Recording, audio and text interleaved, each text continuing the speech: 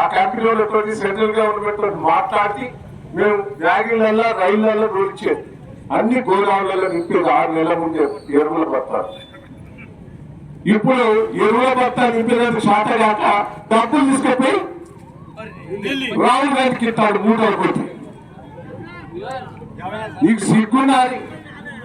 ఎరువుల కోసం రైతులు ఎంత అవస్థపడతారు, రైతులు ఎంత అవస్థపడతారు. నువ్వు నీళ్ళు ఇయ్యలే, ఏదో భగవంతుడు దయ వల్ల ఇంత వర్షాలు పడ్డాయి కాబట్టి ఆయనతో నీళ్ళు వచ్చినాయి. దేవుడుల మండలం చెడ్డామని నింపేది, చెల్లు నింపేది, అన్ని కూడా నింపేది. ఇవాళ భగవంతుడు దయ వల్ల కొద్దిగా నీళ్ళు వచ్చినాయి. ఆ నీళ్లకు ఎరువుల బస్తాలు దొరుకుతారు. 10 ఏళ్ల నుంచి ఒక్క ఎరువుల బస్తా గురించి మోసపడ్డావా కేసీఆర్ ముఖ్యమంత్రి ఉన్నప్పుడు? నీకు శాతం అయితే లేదు. మళ్ళీ పాత రోజు గుర్తుకొట్టాలి.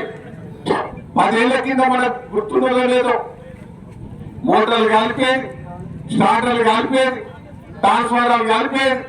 ఎరువుల బస్తాల కోసం ధర్నా చేసేది, విత్తనాల కోసం ధర్నా చేసేది.